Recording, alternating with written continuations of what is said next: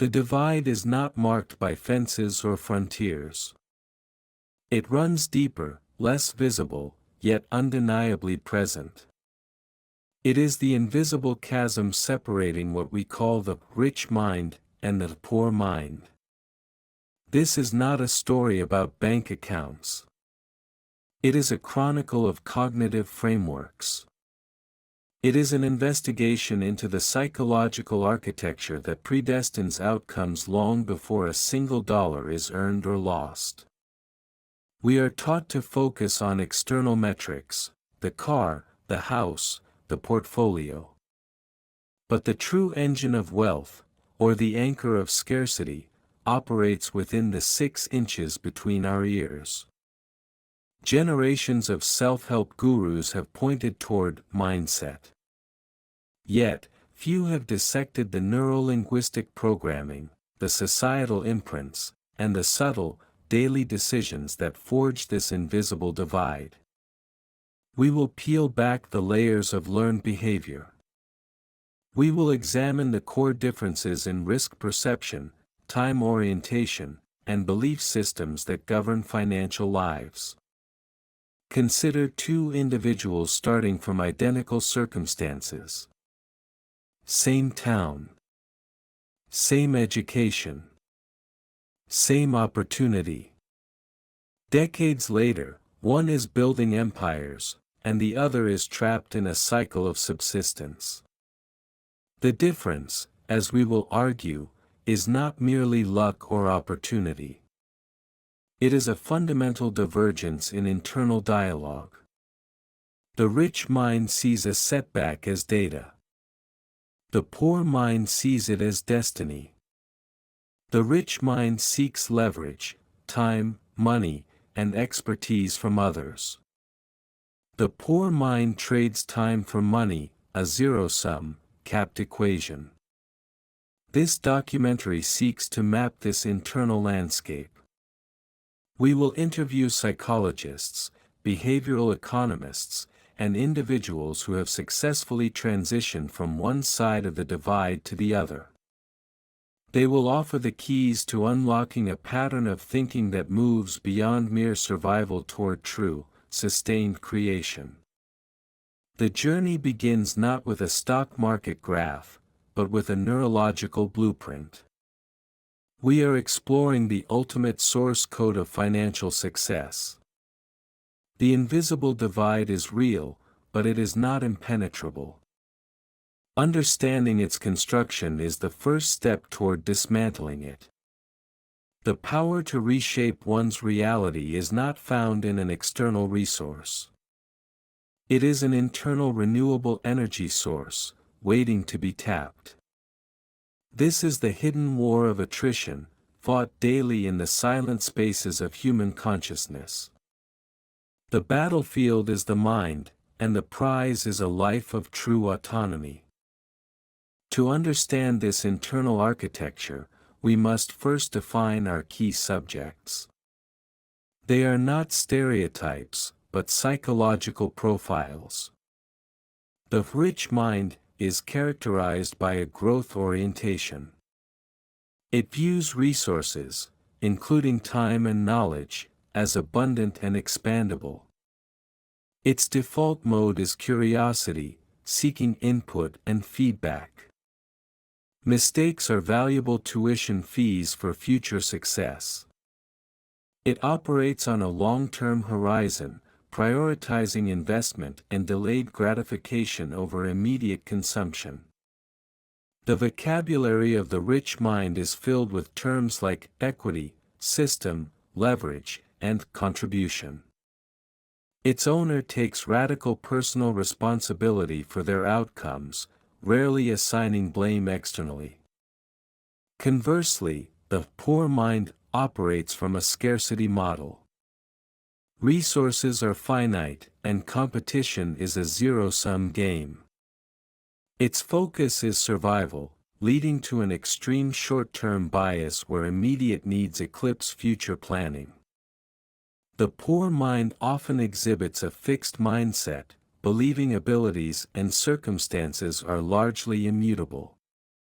Its language is dominated by phrases of limitation: "I can't afford it," "it's too late," or "that's not for people like me." Crucially, the poor mind externalizes control. Failures are the fault of the economy, the government, or the system. We will track two composite subjects throughout this investigation: Elias and Marcus. Elias represents the poor mind. He is intelligent and hardworking, often working two jobs. Yet, his financial life is a constant scramble. He sees the ceiling, not the sky. He is focused intensely on minimizing losses rather than maximizing gains, a psychological aversion to risk that keeps him tethered to safety. Marcus represents the rich mind. He works smarter, not necessarily harder. His goal is not to accumulate a salary, but to build assets that generate income independently of his time. He is comfortable with calculated risk and views the world as a complex machine that can be understood and manipulated to produce value. Our investigation will juxtapose their reactions to identical stimuli: a market downturn, an unexpected expense, a chance to learn a new skill. The differences in their responses will illuminate the invisible programming that dictates their very different realities. The core mystery is this: if information is universally available, why is financial disparity accelerating? In the age of the internet, every book on investing, every course on coding, and every blueprint for a business is accessible, often for free. Yet, the gap between the top 1% and the rest continues to widen. The problem, therefore, is not access to information. It is the ability to internalize, process, and act upon that information. We must investigate the filters and biases embedded within the human mind. Why does one person read a success story and feel inspired to replicate the steps, while another reads the same story and feels victimized or cynical? This is where psychology meets economics. The poor mind is often paralyzed by perfectionism and the fear of failure. It waits for the perfect time, the perfect resource, or the perfect plan, which, of course, never arrives. Inaction, rooted in fear, becomes the most financially costly action of all. The rich mind understands the principle of good enough to start. It embraces the iterative process. It views the first attempt not as the final product, but as a rough draft that must be improved. Another core mystery lies in the relationship with money itself. For the poor mind, money is often an emotional, finite object, a source of stress, a tool for immediate rescue, or a measure of personal worth. For the rich mind, money is an immoral tool, a unit of exchange, a measure of value created, and a means for deploying capital into more productive ventures. This emotional entanglement with money is a critical differentiator. The poor mind spends money to feel better, consumption as therapy, whereas the rich mind spends money to make more, investment as creation. Our investigation begins by looking at the earliest imprints, the financial language spoken in the childhood home. This language, often unspoken and deeply subliminal, establishes the initial default programming for how one relates to work, debt, saving, and risk. The mystery is why this early programming is so incredibly difficult to overwrite, even when the rational mind knows better. The first major clue is found in the response to unexpected change. Our crucial discovery is the physiological and cognitive difference between the two mindsets when faced with an immediate, high-stakes disruption. We monitor Elias and Marcus as they each receive notice of a significant, unexpected expense, a $5,000 emergency repair. Elias, poor mind, immediately enters a state of panic and stress. His prefrontal cortex, responsible for planning and rationality, is hijacked by the amygdala. His response is reactive, scrambling to find the cheapest loan, calling family for help, and sacrificing his last small savings buffer. The stress-induced cortisol surge impairs his ability to think long-term. His focus is entirely on extinguishing the fire, often with debt that creates a new, slower burn. He has no System B, because he never planned beyond System A, the monthly salary. Marcus, rich mind, registers the expense as a problem, but not a crisis. His emotional response is contained. He immediately accesses his emergency fund, an automated pool of capital reserved for this exact purpose.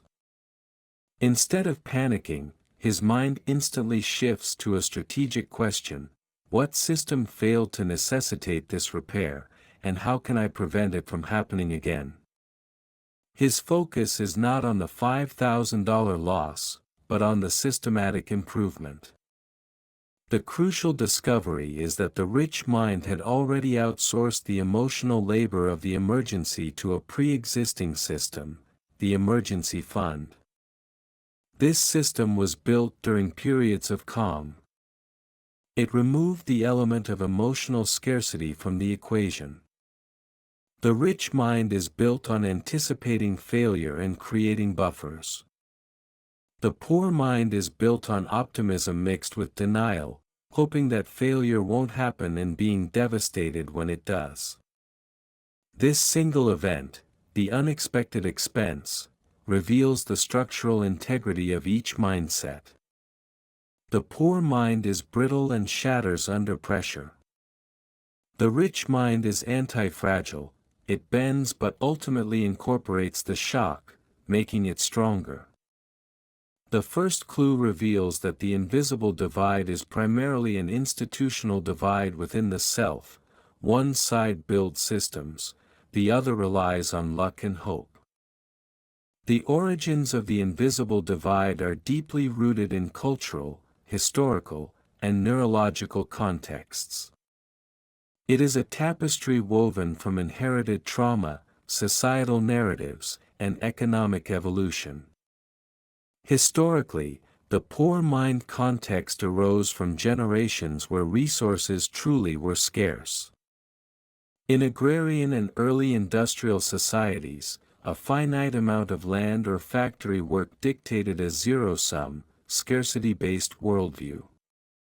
Survival demanded competition over fixed resources, not the creation of new ones. This historical scarcity is genetically and culturally embedded, making it a difficult bias to override in a modern, hyperabundant economy. Societal narratives reinforce this. The media often glorifies consumption while demonizing investment, presenting financial success as a lottery win rather than a methodical process. The poor mind absorbs and internalizes the narrative that the rich are fundamentally different or lucky, which serves as a powerful permission slip for personal inaction. We look at the poverty mindset described by behavioral science, a constant cognitive load caused by financial stress. This stress reduces available bandwidth for long-term planning, critical thinking, and impulse control. It creates a biological trap where the environment of scarcity chemically enforces the scarcity mindset, creating a self-fulfilling prophecy. The rich mind context, conversely, often originates in environments where the concept of leverage was modeled.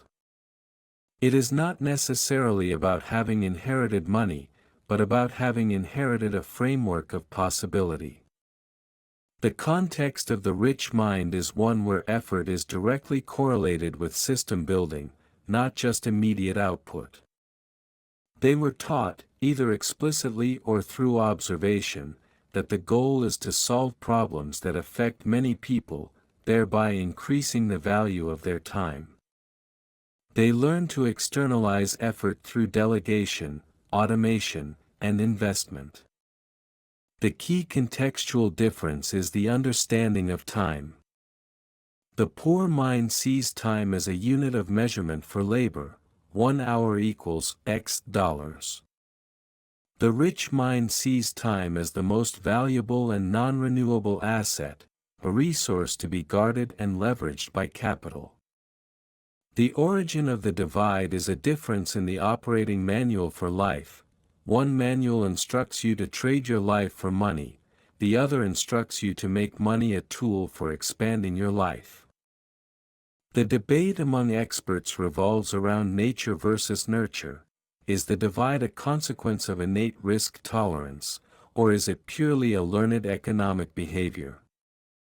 One conflicting theory, championed by neuroeconomists, suggests that genetic differences in dopamine response predispose some individuals to be more naturally drawn to the delayed gratification required for long-term investing. They argue that the poor mind finds the immediate dopamine hit of consumption, buying a new gadget, for example, irresistibly strong, outweighing the abstract, future reward of a compound interest statement. This suggests a biological hurdle that must be overcome through conscious training.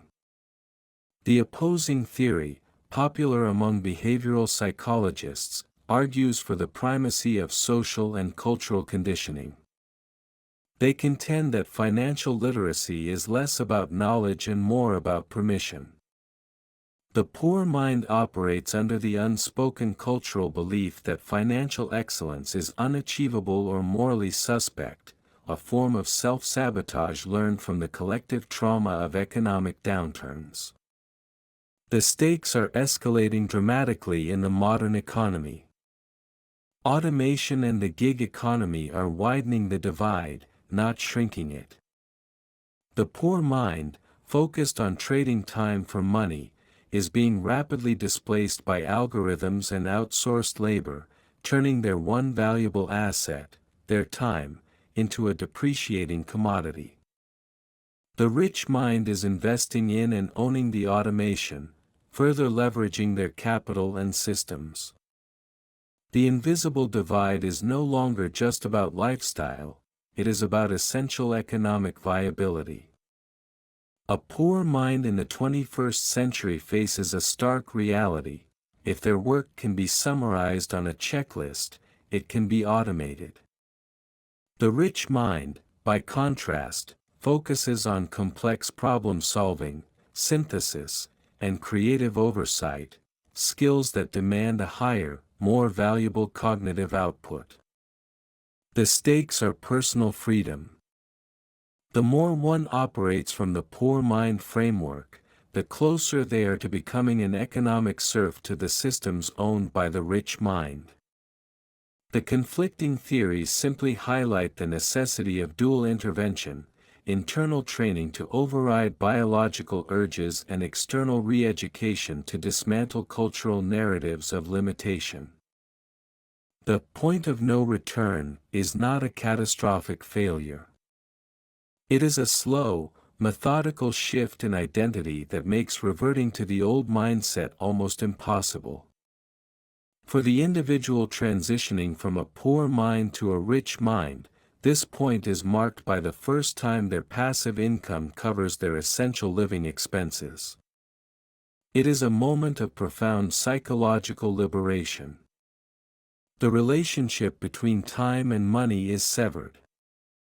The need to sell time for survival disappears, allowing their cognitive energy to be deployed entirely toward creation, not consumption. This shift moves their identity from employee to owner/creator. Prior to this point, every failure, no matter how small, threatened to pull them back into the scarcity spiral. After this point, failures are simply costs of doing business, covered by the system they built. For Marcus, this moment came when his small side investment property generated enough rent to cover his mortgage payment. He realized he was no longer trading hours for a paycheck, he was trading capital for income. The psychological implication is that he has de-risked the future. He is now playing offense, no longer just defense. For the poor mind, the point of no return is often marked by a deepening, institutionalized debt and a complete surrender to the belief that the system is rigged against them. It is the moment when the debt load becomes so overwhelming that the majority of their mental energy is consumed by juggling minimum payments and ignoring the principal. This debt-induced anxiety solidifies the poor mind identity, reinforcing the belief that they are fundamentally incapable of mastering their own finances. The point of no return is the moment when the default operating system, scarcity or growth, becomes so entrenched that it operates automatically, requiring zero conscious effort. This automaticity is why the divide appears invisible. It's not a choice made once, but a million tiny choices that have solidified into an unbreakable habit of thought.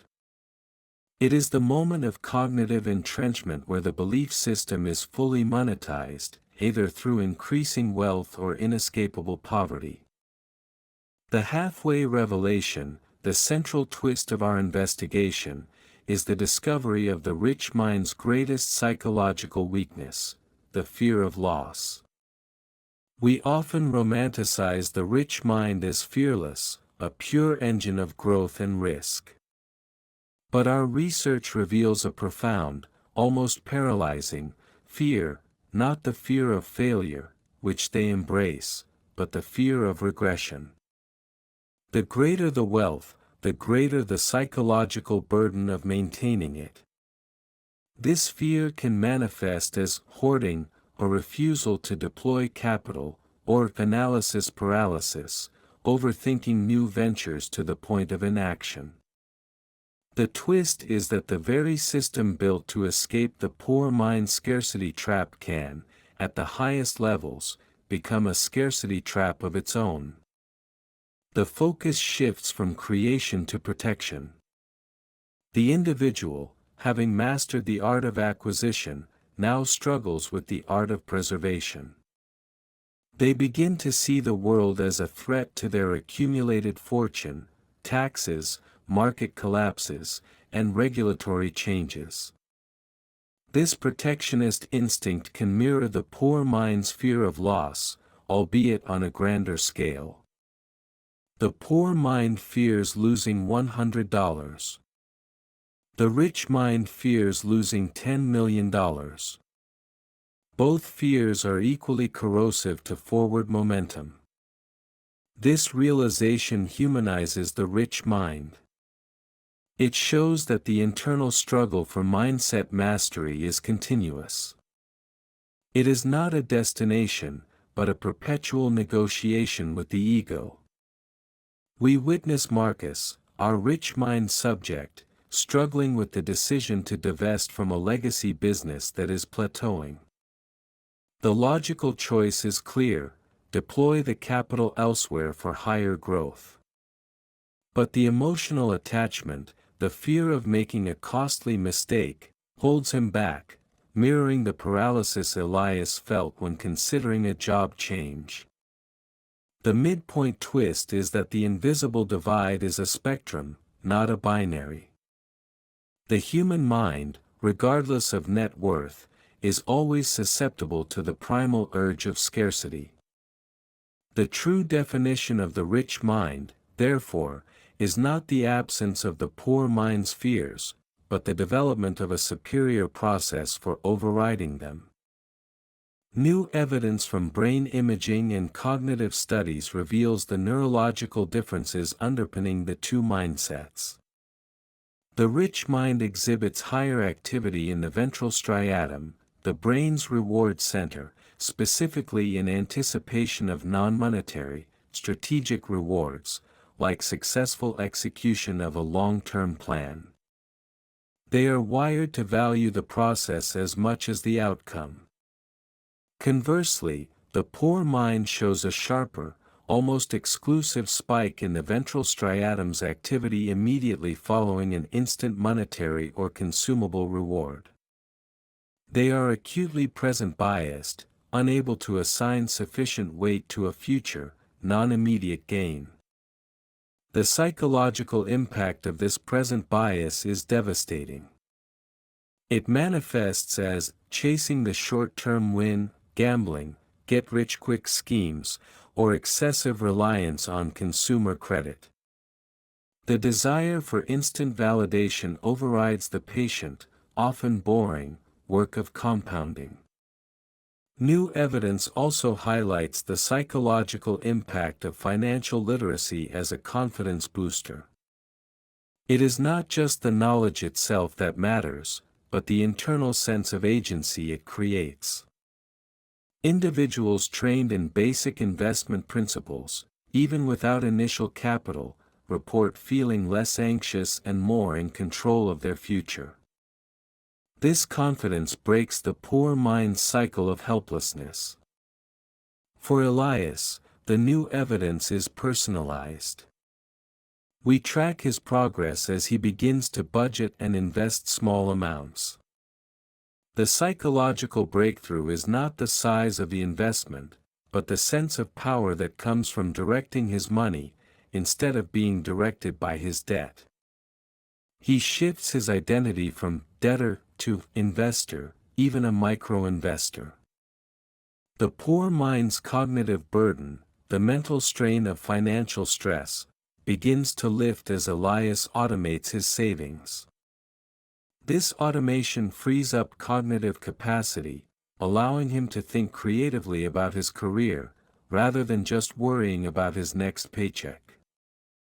The new evidence confirms that the invisible divide is a self-perpetuating cycle, and the intervention must target the underlying psychological infrastructure, not just the financial symptoms.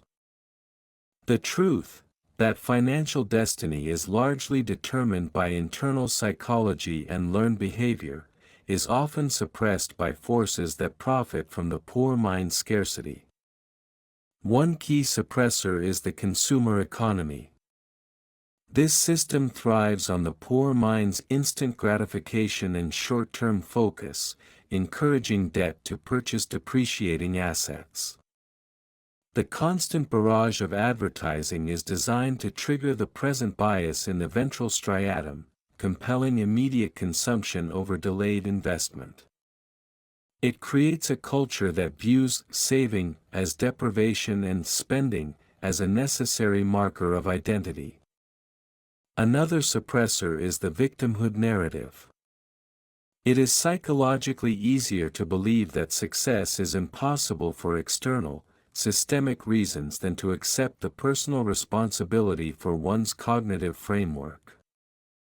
Certain media outlets and political factions profit by reinforcing the idea that the individual has no agency, thus distracting from the personal work required to change one's mindset. This narrative, while sometimes based on genuine systemic issues, becomes a destructive self-justification for inertia. The financial industry itself contributes to suppression through complexity. By surrounding investment and wealth building with jargon and opaque strategies, they create a barrier to entry. The poor mind, intimidated by the perceived complexity, delegates its financial power to others or avoids it entirely, reinforcing the belief that, "this is too hard for me." The truth is that the fundamental principles of wealth creation are simple: live below your means, invest the difference, and build systems, but the industry has a vested interest in making it seem impenetrable. Our documentary reveals that the greatest attempt to suppress the truth comes from the poor mind itself. The comfort of the known, the security of the fixed mindset, and the familiar narrative of struggle become a psychological fortress against the painful effort required for growth. Breaking free requires not just knowledge, but an act of cognitive rebellion against societal norms and one's own deeply ingrained biases. The pursuit is the deliberate, active journey of challenging the ingrained beliefs of the poor mind. The confrontation is the necessary internal battle against self-sabotage. This pursuit involves actively seeking out and internalizing the operating principles of the rich mind. It means confronting the deeply held belief that effort alone equals reward. The poor mind is often the hardest working person in the room, but they work on tasks that are not leveraged or scalable. The confrontation is realizing that what you work on is exponentially more important than how hard you work. The pursuit shifts the focus from efficiency, doing a task quickly, to effectiveness, doing the right task. We follow Elias as he confronts his scarcity mindset by forcing himself to adopt a rich mind habit, seeking mentorship. His initial instinct is to believe he must solve all his problems alone, a hallmark of the poor mind, rooted in mistrust and a fear of exposing vulnerability. The confrontation is the moment he sends the first email, admitting he needs guidance. The rich mind, by contrast, views asking for help, delegating, and paying for expertise as a form of powerful leverage. They recognize that their time is too valuable to spend relearning lessons others have already mastered. The confrontation also involves a radical shift in the relationship with debt. For the poor mind, debt is often an emotional accessory, a tool for consumption, justified by the idea of deserving something. For the transitioning mind, debt is viewed purely as a tool for capital deployment, used only to purchase assets that generate income or appreciate in value. The confrontation is closing the credit card used for emotional spending and confronting the underlying emotional deficit that necessitated the consumption in the first place. The pursuit is the continuous, daily act of auditing one's thoughts. Every time the phrase, "I can't afford it," appears, the rich mind intercepts it and reframes it to, "How can I afford it?" or, "How can I build a system that pays for it?" This confrontation with internal negative self-talk is the daily discipline that slowly, but surely, wins the invisible war. The final pieces of the puzzle fall into place when we understand the rich mind's mastery of risk and certainty. The poor mind demands certainty before taking action. It wants a guaranteed outcome, a clear path, and no possibility of failure. Because life offers no such guarantees, the poor mind remains paralyzed.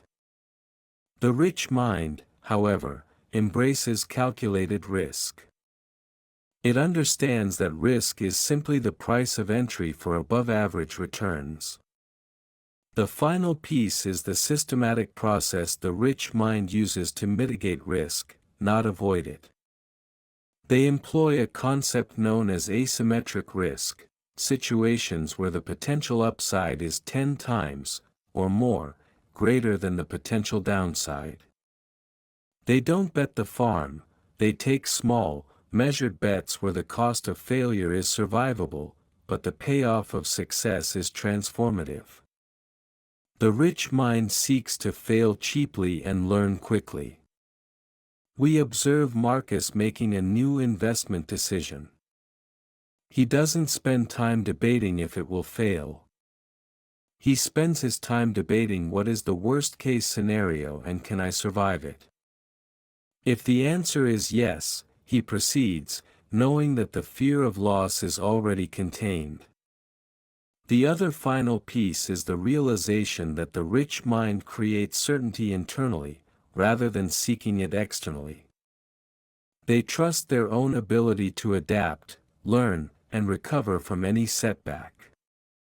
This self-trust is the ultimate asset. When the market crashes, the poor mind sees doom. The rich mind sees a temporary fluctuation and a buying opportunity, trusting their own system will weather the storm. For Elias, the final piece is the shift in his relationship with work. He no longer seeks the secure job. He seeks the job that teaches him the highest value, most leveraged skill set, even if it has less immediate pay. He has internalized that his most valuable currency is not his wage, but his learnable skills. The puzzle is complete. The rich mind prioritizes learning and systems over money, knowing that the former two will always produce the latter. The truth revealed is that the rich mind versus poor mind divide is not about having money, it is about how one defines and perceives problems. The poor mind is excellent at identifying problems, but it views them as permanent barriers, as evidence of a flawed system, or as reasons for personal failure. It focuses on who is to blame. The rich mind, equally adept at identifying problems, views them as temporary opportunities, as commercial vacuums waiting to be filled, or as data points for system optimization. It focuses on how to solve it. Primary conclusion: the invisible divide is fundamentally a difference in problem-solving protocol and value creation. The rich mind protocol. Identify a problem that affects many people. Design a scalable system to solve that problem. Deploy capital, time, money, expertise, to run the system. Charge a small fee for the solution, creating wealth as a byproduct of value. The poor mind protocol. Identify a problem, personal or systemic. Complain about the problem. Seek external rescue or short-term relief, consumption. Trade non-scalable personal time for a fixed wage to manage the problem. The rich mind understands that true wealth is not accumulated, it is printed, by creating extraordinary value for others. The poor mind believes wealth is transferred, stolen from others or won in a zero-sum competition. This is the ultimate, profound difference. Elias, our transitioning subject, now views his old life not as a history of bad luck, but as a period where he was focused on solving his own personal scarcity problem, his paycheck, rather than the market's larger problems. Marcus, our successful subject, attributes his success to the ruthless discipline of constantly outsourcing tasks that are not direct value creation, thus spending all his time on protocol step 1 and 2, identifying and designing. The truth is a simple, yet brutal, equation: your income is a reflection of the scale and complexity of the problems you solve.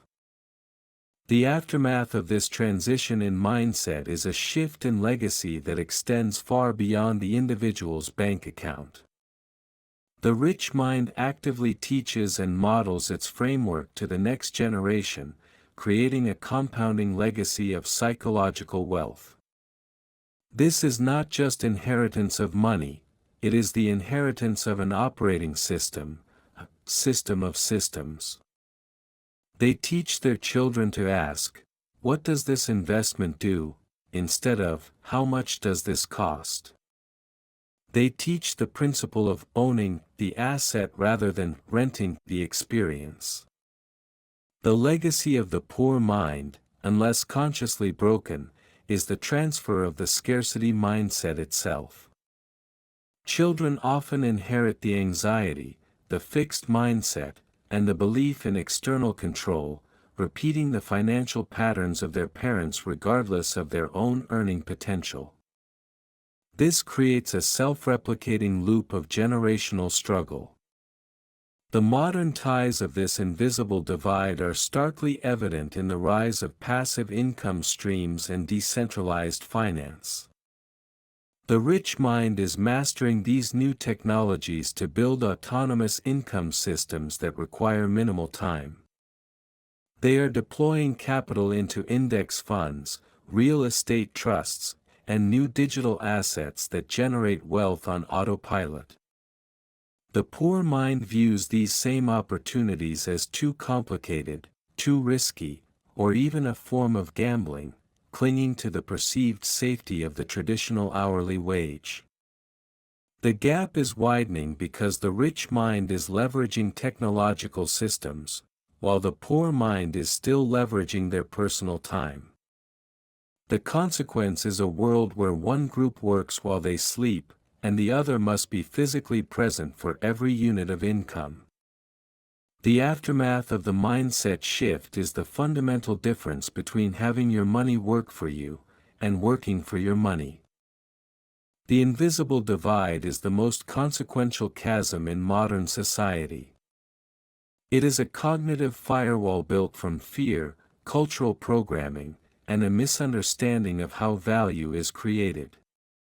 We have established that the rich mind is not defined by material wealth, but by an internal architecture that embraces growth, leverages systems, anticipates risk, and prioritizes long-term creation over short-term consumption. Its owner is a master of asymmetric risk and an evangelist for personal responsibility. The poor mind is defined by a scarcity-based operating system, present bias, external locus of control, and an emotional, consumer relationship with money. It is paralyzed by the fear of loss and the demand for certainty. The crucial discovery is that the transition point, the point of no return, is an internal shift in identity, marked by the moment one successfully creates a system that generates autonomous income, liberating cognitive capacity. The attempts to suppress this truth come from a consumer economy that profits from scarcity and a culture that provides comfortable narratives of victimhood. The final piece of the puzzle is that your financial reality is merely a mirrored reflection of your adopted problem-solving protocol. The lingering mystery, however, remains: if the blueprint for the rich mind is now laid bare, if the systems, the psychology, and the protocols are clearly understood, why do so few people consciously choose to adopt it? Why does the comfort of the familiar, scarcity-based struggle so often outweigh the uncertain, yet profoundly liberating, path of growth? The answer, perhaps, lies in the human condition itself, the profound, inherent difficulty of overcoming one's own history and the deep-seated primal fear that accompanies true, self-created autonomy. The divide is invisible because it is a voluntary cage. The key to the lock is not an external resource, but a terrifying, beautiful act of self-reprogramming. The choice, to cross the divide, is now yours.